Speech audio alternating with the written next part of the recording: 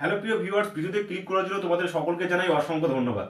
তো Oasis scholarship, যেটা মূলত এসসি এসটি ওবিসি স্কলারশিপ কিংবা হলুদ কার্ড তোমরা বলো, তো এই স্কলারশিপ বা এই ওয়েসিস স্কলারশিপে তোমাদের যে আবেদন করেছো তোমার টাকা ঠিক কবে পাবে এবং তোমাদের স্ট্যাটাসের ঠিক ধাপগুলো কি কি, তোমরা কিভাবে বুঝবে যে তোমরা কখন কবে টাকা পাচ্ছ, বা যদি টাকা না পাও সেক্ষেত্রে তোমাদের স্ট্যাটাসে কিছু পরিবর্তন হতে পারে। এক কথায় যারা আবেদন করেছো এই স্কলারশিপ 2023-24 সেশনে, সকলের জন্য কিন্তু ভিডিওটা খুবই ইনফরমেটিভ হতে চলেছে। তাই সকলের কাছে রিকোয়েস্ট করবো ভিডিওকে কেউ স্কিপ না করে প্রথম থেকে শেষ পর্যন্ত কন্টিনিউ করবে। তো চলো সরাসরি মেন ভিডিওতে প্রবেশ করা যাক।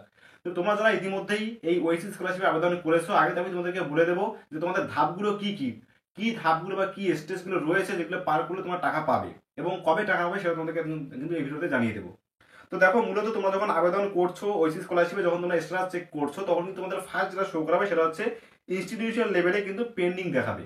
অর্থাৎ তোমাদের যেটা কলেজ হোক কিংবা স্কুল হোক সেখানে পেন্ডিং দেখাবে।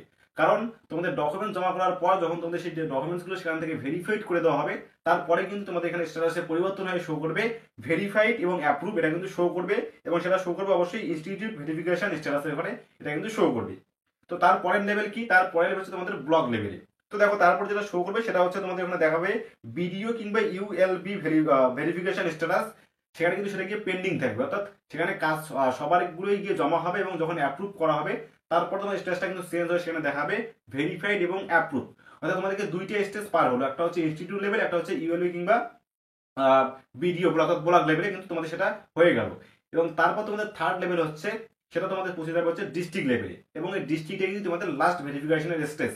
তো এখান থেকে যখন এই ভেরিফিকেশন করে দেবে তারপরে তোমার টাকা পাওয়ার একদম লাস্ট পজিশনে এসে পৌঁছাবে। তো দেখো, ডিস্ট্রিক্টে যখন ভেরিফাইড অ্যাপ্রুভ হয়ে যাবে তারপর কিন্তু সেখানে রিমার্ক দেখাবে ওকে, এবং তারপর তোমাদের একটা স্ট্যাটাস শো করবে পেমেন্ট ফাইল, অর্থাৎ স্ট্যাটাস অর্থাৎ পেমেন্ট এখানে কিন্তু শো করবে পেমেন্ট ফাইল জেনারেট। এবং এই পেমেন্ট ফাইল যদি জেনারেট হয়ে যায় তার কিছুদিনের মধ্যেই তোমরা কিন্তু ওয়েসি স্কলারশিপ থেকে তোমাদের যে টাকা সেটা তোমরা পেয়ে যাবে।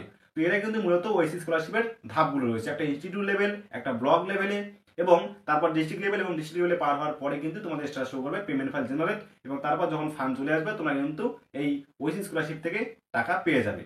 তো এবার তোমরা যারা ইতিমধ্যে আবেদন করেছো তোমরা সবাই স্ট্যাটাস চেক করতে পারো। তোমাদের স্ট্যাটাস চেক করে বলো তোমাদের স্ট্যাটাস এখন কি শো করছে, এবং তোমরা যদি বলো যে দাদা এখান থেকে টাকা ঠিক কবে ঢুকবে বা কত তারিখ নাগাদ এখানে টাকা ঢুকতে পারে, তো দেখো এই স্কলারশিপগুলোতে মূলত শুধুমাত্র ওয়েসি স্কলারশিপ না, যে কোনো স্কলারশিপের এক্সাক্ট কোনো ডেট মূলত থাকে না যে তোমাদের এত তারিখেই টাকা ঢুকবে। অর্থাৎ এই টাকাটা কবে ঢুকবে কেউই বলতে পারে না। তবে যেটা আমরা এত পর্যন্ত যে অভিজ্ঞতা হয়েছে তাদের কিন্তু তোমাদের যদি স্ট্যাটাস একদম ঠিকঠাক থাকে, যদি পেমেন্ট ফাইল জেনারেট হয়ে থাকে, সাধারণত পেমেন্ট ফাইল যে জেনারেট সেটা কিন্তু হওয়ার কিছুদিনের মধ্যেই, ধরো প্রায় 1 থেকে 2 সপ্তাহের মধ্যেই কিন্তু সাধারণত টাকা চলে আসে। কিছু ক্ষেত্রে ব্যতিক্রম হয়, লেট হয়, কারণ ফান্ড আসতে দেরি করে, ওই জন্য কিন্তু লেট হয়।